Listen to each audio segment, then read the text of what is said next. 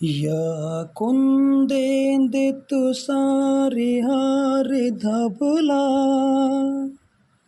या शुभ्रवस्त्रावृता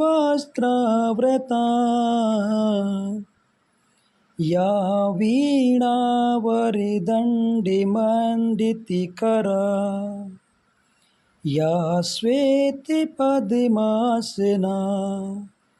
या ब्रह्माच्युतशङ्करे प्रभृतिभिः देवैः सदा वन्दिता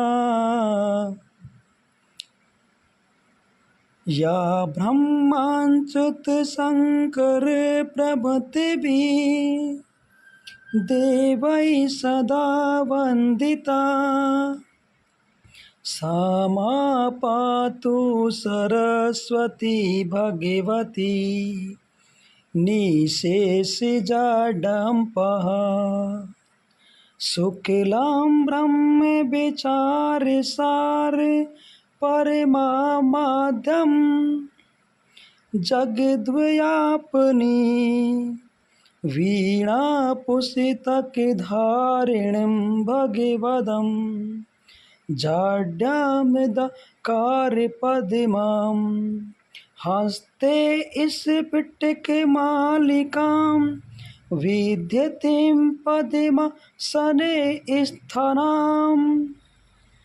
वन्दे तां परमेश्वरी भगवती बुद्धिप्रधानं शारदम् वन्दे तां परमेश्वरी भगवती बुद्धिप्रधानं शारदं बुद्धिप्रधानं शारदम्।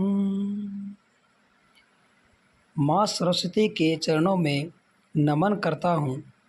मैं भोलाराम सैनी अपनी स्कूल यूट्यूब चैनल पर आप सभी का अभिनंदन एवं स्वागत करता हूं।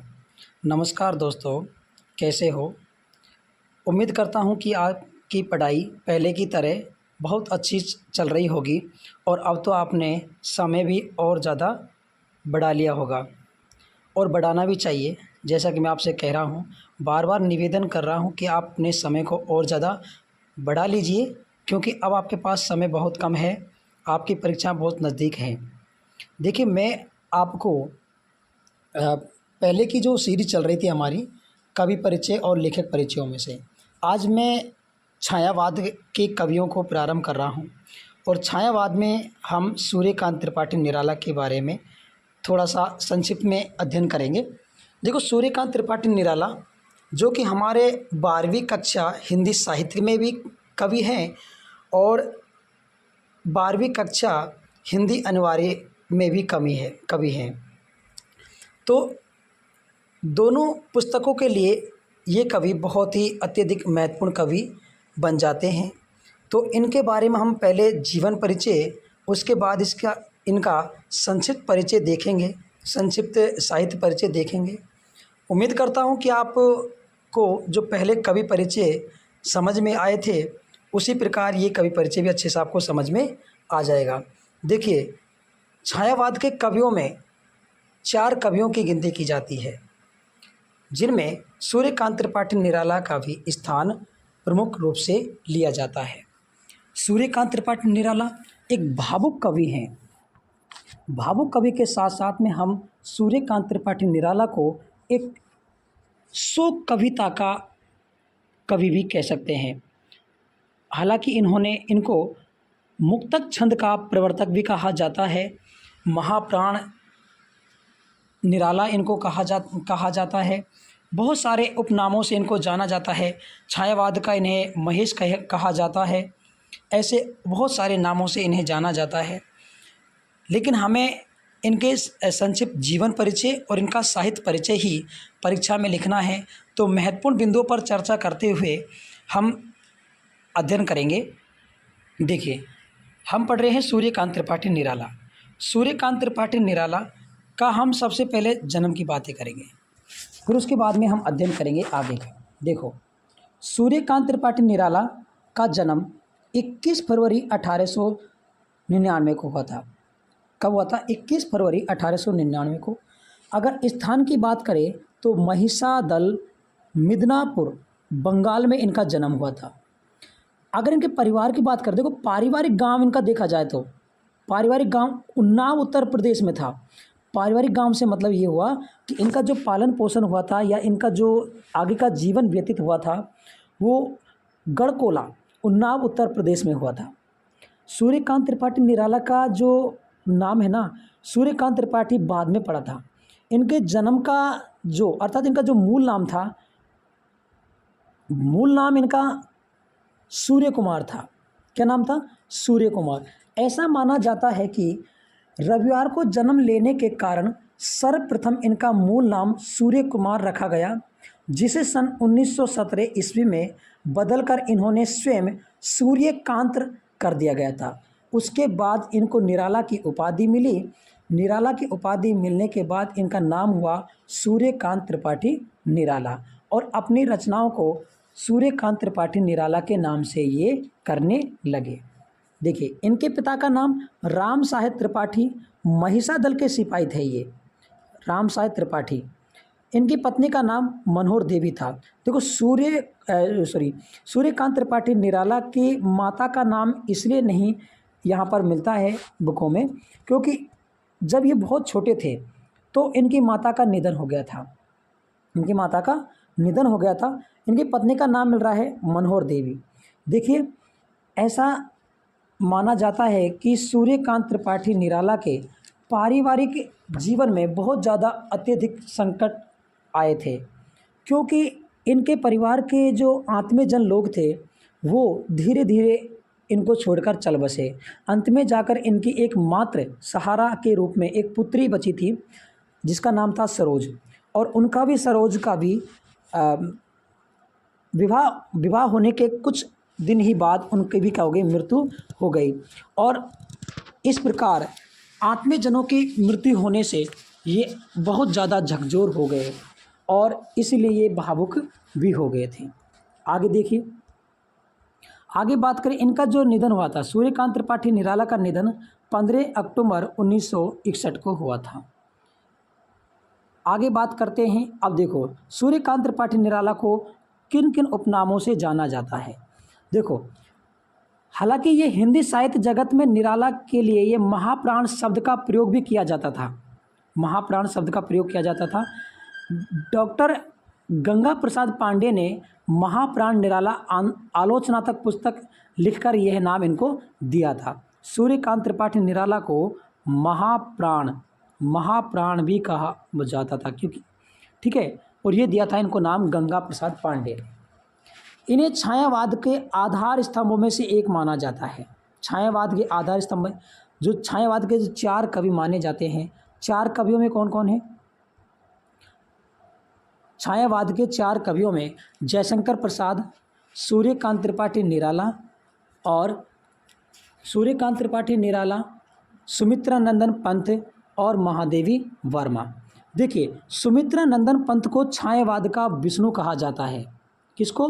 पंथ को तो क्या कहा जाता है? छायावाद का विष्णु कहा जाता है। विष्णु, छायावाद का विष्णु कहा जाता है। किसको? पंथ को। ठीक है। और सूर्यकांत त्रिपाठी निराला को छायावाद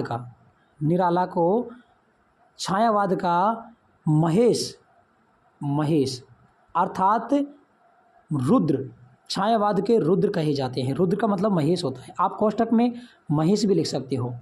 छायावाद का महेश किसे कहा जाता है? सूर्यकांत त्रिपाठी निराला को कहा जाता है। सूर्यकांत त्रिपाठी निराला ने अपनी कविताओं को छंदों की परिधि से मुक्त रखा, इसलिए इन्हें मुक्त छंद के प्रवर्तक कहा जाता है। एक बार फिर से सुनिए, सूर्यकांत त्रिपाठी निराला ने अपनी कविताओं को छंदों की परिधि से, किससे? छंदों की परिधि से क्या रखा? मुक्त रखा। अर्थात इन्होंने छंदों का बहुत कम प्रयोग किया, इसलिए ये मुक्तक छंद का प्रवर्तक कहा जाता है। छायावाद के प्रमुख स्तंभों में एक हैं छायावाद के रुद्रट हैं। क्या है? रुद्रट। रुद्रट का मतलब होता है महेश। आगे देखिए, आध्यात्मिक गुरु। आध्यात्मिक गुरु की बात करें, स्वामी विवेकानंद थे। इनके आध्यात्मिक गुरु कौन थे? स्वामी विवेकानंद थे। देखो, आप पेन कॉपी लेकर बैठिएगा साथ में। जिस प्रकार मैं बिंदु बनाकर आपको आपके सामने लाया हूँ, आप भी क्रम से और बिंदु वाइज आप इन पंक्तियों को उतारेंगे और इनको अच्छे से याद करेंगे। पेपर में आपको इसी प्रकार लिखना है, कोई भी पंक्ति छोड़नी नहीं है और इससे ज़्यादा आपको लिखना भी नहीं है। बहुत ज़्यादा मैटर आपको तैयार करके मैं ला कर दे रहा हूँ और ये बहुत शानदार मैटर है आपके लिए। और 4 में से 4 नंबर पूरे मिलेंगे, मेरी पूरी गारंटी है इस बात की। एक भी नंबर आपका नहीं कटेगा, क्योंकि प्रत्येक कवि का जन्म है, माता पिता का नाम, उसके कार्य क्षेत्र, उसकी शिक्षा, सब कुछ मैं आपके सामने लेकर आता हूँ, उसके उपनाम वगैरह सब कुछ। तो जो मैं पंक्ति बता रहा हूँ ये विशेष इम्पोर्टेंट पंक्ति होती हैं माध्यमिक शिक्षा बोर्ड की किताब में। हालांकि सारा मैटर अच्छा है, बहुत अच्छी किताब है, सरकारी बुक की सरकारी किताब जो होती है माध्यमिक शिक्षा बोर्ड की, परंतु उसमें कवि परिचय बहुत ज़्यादा विस्तार से दिया हुआ होता है, जिसमें बच्चों को यह समस्या आती है कि कौन सी पंक्तियों को लिखें और कौन सी पंक्तियों को छोड़ें। तो मैं आपको जो बिंदु बना करके ये पंक्ति आपके सामने लाता हूँ, प्रत्येक बिंदु को आपको नोट्स के रूप में बनाने हैं। नोट्स के रूप में बनाकर आप उनको याद रखोगे और याद रख करके तब आप पेपर में लिख के आओगे तो आपको अच्छे नंबर प्राप्त होंगे। आगे चलिए, देखो इनके आध्यात्मिक गुरु का नाम क्या है? स्वामी विवेकानंद। देखो, छायावाद के सर्वाधिक विद्रोही और स्वच्छंदवादी दृष्टिकोण वाले कवि थे। कौन? निराला। आगे देखिए, बहुत ही इंपॉर्टेंट पंक्ति आ रही है इनकी। आगे कह रहे हैं, देखो, रामकृष्ण परमहंस विवेकानंद और रविंद्रनाथ टैगोर ने उनकी मानसिकता और भावभूमि को अंतरतम तक प्रभावित किया था। किसने किया था? रामकृष्ण परमहंस विवेकानंद ने और रविंद्रनाथ टैगोर ने उनकी मानसिकता और भावभूति को अंतरतम तक प्रभावित किया। ये विशेष पंक्ति है, ये आपको याद रखनी है सभी, जितनी पंक्ति मैं आपको बता रहा हूँ। आगे देखिए, आगे बातें करते हैं। देखो, सरोज इनकी पुत्री का नाम था। सरोज स्मृति हिंदी साहित्य का प्रथम शोक गीत माना जाता है। बहुत ही इम्पोर्टेंट प्रश्न है, याद रखना, बहुत ही इम्पोर्टेंट लाइन है ये। सरोज स्मृति जो है वो हिंदी साहित्य का प्रथम शोक गीत माना जाता है, जो कि उनकी बेटी, क्या नाम था? सरोज। जो कि उनकी बेटी सरोज की असामयिक यानी कि असमय में मृत्यु पर लिखी गई कविता थी। कौन सी कविता? सरोज स्मृति कविता। नाम याद रखना आपको, सरोज स्मृति कविता। सबसे हिंदी साहित्य का सबसे शोक गीत माना जाता है किसको? सरोज स्मृति कविता को। इनकी पुत्री का विवाह होने के कुछ दिन बाद जब इनकी पुत्री का निधन हो गया था, तो उनको पुत्री की याद में सरोज उसकी पुत्री का नाम था, स्मृति यानी कि याद। उस सरोज की याद में कविता लिखी, बहुत बड़ी कविता और बहुत ही शोकपूर्ण कविता है, शोक गीत, आप उसको शोक गीत कह सकते हो। आगे देखिए, पराधीनता मुक्त और राष्ट्रीय स्वाधीनता की आकांक्षा उनके साहित्य विविध रूपों में प्रकट हुई है। आगे बात करते हैं, प्रथम कविता जन्मभूमि। इनकी जो प्रथम कविता थी, कविता का नाम है जन्मभूमि, जो कि 1920 में प्रभा नामक पत्रिका में प्रकाशित हुई थी। देखिए, इनको मतवाला नाम से भी इन्होंने मतवाला नाम पत्रिका का भी संपादन किया और प्रभा नामक पत्रिका का भी संपादन किया, समन्वय नामक पत्रिका का भी इन्होंने संपादन किया है। तो बहुत सारी इन्होंने पत्रिकाओं को भी संपादन किया है। इन बातों को भी याद रखना आप। ये आपको जीवन परिचय से महत्वपूर्ण बातें थी वो मैंने आपको बता दी। अब हम बात करते हैं इसके साहित्य परिचय का। देखिए, साहित्य परिचय में सबसे पहले हम देखेंगे काव्य को। किसको देखेंगे? काव्य को। और काव्य में हम प्रत्येक जो कुछ रचनाएं हैं उन रचनाओं के बारे में भी हम पढ़ते चलेंगे। देखो, इनकी रचना अनामिका और परिमल। अनामिका और परिमल कविता संग्रह में इनकी प्राकृतिक प्रेम और, देखो दोनों रचनाओं में दोनों रचनाओं में प्राकृतिक प्रेम और सौंदर्य का चित्रण किया गया है। रहस्यवादी संबंधित कविता को संकलित किया गया है किसमें, अनामिका और परिमलम। उसके बाद में परिमल की बात करें, परिमल काव्य संग्रह में इनकी बहुत सारी कविताएं हैं, जैसे जूही की कली, संध्या सुंदरी, बादल राग जो है ना वो परिमल कविता में दिया गया है। जो हिंदी अनिवार्य कक्षा 12 की पुस्तक में जो बादल राग कविता दी गई है वो कविता परिमल काव्य संग्रह में दिया गया है। उसके बाद में परिमल काव्य संग्रह में विधवा है, बहू है, भिक्षुक है, दीन, पंचवटी प्रसंग, ये परिमल काव्य संग्रह में दिए गए। ये काव्य संग्रह हैं, आपको ये ध्यान रखने, सारे क्या हैं, काव्य संग्रह हैं। उसके बाद देखो गीतिका। देखो गीतिका रचना में कवि ने अपनी भावनाओं को संगीत के स्वरों में प्रस्तुत करने का सफल प्रयास किया है। किसमें, अपनी भावनाओं को, गीतिका जो काव्य संग्रह उसमें अपनी भावनाओं को संगीत के स्वरों में प्रस्तुत किया गया है। उसके बाद में इनकी रचना है बेला और एक इनकी रचना है कुकुरमुत्ता। रचना नाम क्या है, कुकुरमुत्ता। देखो कुकुरमुत्ता में क्या है, इसमें कवि ने पूंजीपतियों, किसको, पूंजीवादियों पर तीखा व्यंग्य किया है। किसमें, कुकुरमुत्ता जो काव्य संग्रह है उसमें कवि ने पूंजीवादियों पर तीखा व्यंग्य किया है। इसमें कवि ने संस्कृत शब्दावली का प्रयोग नहीं करके उर्दू और अंग्रेजी का, उर्दू और अंग्रेजी के शब्दों का प्रचुर प्रयोग किया है, बहुत ज़्यादा अत्यधिक इन्होंने प्रयोग किया है। उसके बाद में सरोज स्मृति के बारे में आपको मैंने बता ही दिया। राम की शक्ति पूजा, देखो राम की शक्ति पूजा के बारे में हम पढ़ेंगे, थोड़ा सा जान लेते हैं राम की शक्ति पूजा। ये इनका एक, पहली बात तो ये लघु प्रबंधात्मक काव्य है। लघु मतलब छोटा, प्रबंधात्मक क्या है, काव्य है, अलग से है। लघु प्रबंधात्मक छोटा से एक लघु प्रबंधात्मक काव्य है, कौन सा, राम की शक्ति पूजा, जिसमें निराला का ओज अपनी पूर्ण शक्ति के साथ प्रकट हुआ है। इस रचना पर कतिवास रामायण का प्रभाव दृष्टिगोचर होता है। यह शक्ति काव्य जिजीविषा एवं राष्ट्रीय चेतना की कविता मानी जाती है। कौन सी कविता, राम की शक्ति पूजा। उसके बाद में देखिए आगे, देखो नए पत्ते, इसमें कवि ने 7 व्यंग्य, नए पत्ते जो कविता है इसमें कवि ने 7 व्यंग्य प्रधान कविताओं का संग्रह किया गया है। किसमें, नए पत्ते में। उसके बाद में इनकी एक रचना और है, इनका एक काव्य है तुलसीदास। कौन सा है, तुलसीदास।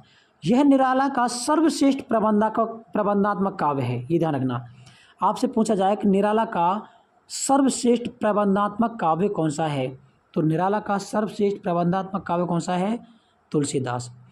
कवि ने गोस्वामी तुलसीदास के माध्यम से भारतीय परंपराओं के गौरवशाली मूल्यों की प्रतिष्ठा का प्रयास किया है। किसमें, तुलसीदास में। इसमें तुलसीदास द्वारा अपनी पत्नी रत्नावली से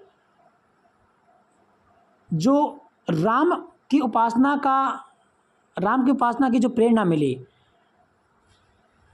उसका इसमें घटना का वर्णन मिलता है। किसमें, तुलसीदास में। आपने पढ़ा होगा, जब हम तुलसीदास का परिचय पढ़ते हैं तो उसमें पढ़ते हैं कि जो तुलसीदास की पत्नी थी रत्नावली, उन्होंने तुलसीदास को फटकार स्वरूप 2 दोहे कहे थे, और जो भी वो कहानी है वो सूर्यकांत त्रिपाठी निराला की रचना तुलसीदास में मिलती हैं सब कुछ।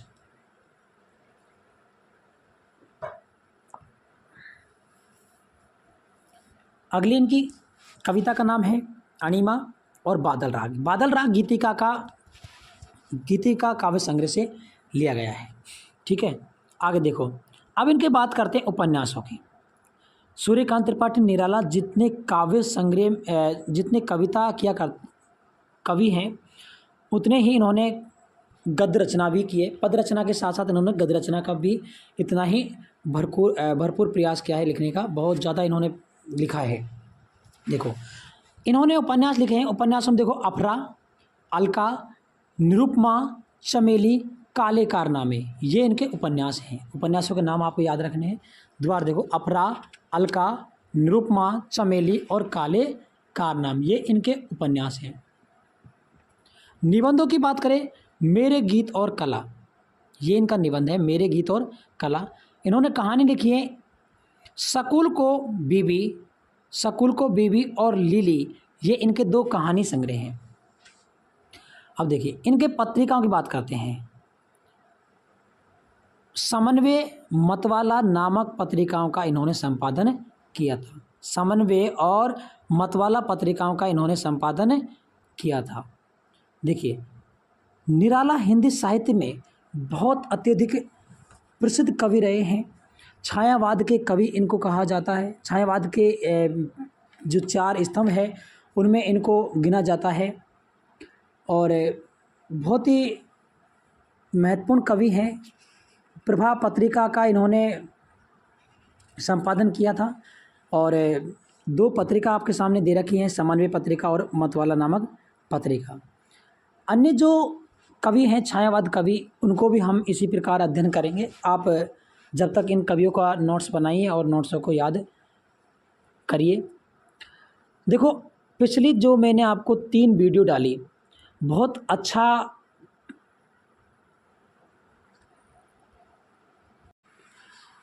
उन वीडियो में बहुत अच्छा आपका रेस्पॉन्स आया है। कुछ बच्चों के बहुत अच्छे कमेंट भी आ रहे हैं। जितने व्यूज़ आ रहे हैं लेकिन उतने लाइक नहीं आ रहे हैं। तो जब आपको वीडियो पसंद आती है तो निवेदन है आपसे, वीडियो को लाइक भी करें। और आप बहुत सहयोग कर रहे हैं, जिसके लिए बहुत बहुत धन्यवाद। इसी प्रकार आप सहयोग करते रहिए ताकि मैं और अच्छे से वीडियो बना सकूं। कोशिश बहुत अच्छी कर रहा हूं और आप भी बहुत अच्छी कोशिश कर रहे हैं। जब मैंने वीडियो प्रारंभ की थी डालना तो 227 सब्सक्राइब थे। आज लगभग 253 सब्सक्राइब हो गए हैं। 3 दिन में करीब 30 सब्सक्राइब बढ़े हैं, तो बहुत अच्छी बात है। अगर इस प्रकार भी आप वीडियो को शेयर करते हो तो एक दिन बहुत बड़ा परिवार हमारा बनेगा। और वीडियो को लाइक करोगे तो मुझे भी बहुत ज़्यादा मेरा भी मनोबल बढ़ेगा। ठीक है, यहाँ तक सूर्यकांत त्रिपाठी निराला का परिचय होता है। आगे के परिचय भी मैं आप बहुत जल्दी वीडियो लेकर आऊँगा। तब तक इंतज़ार कीजिएगा। धन्यवाद।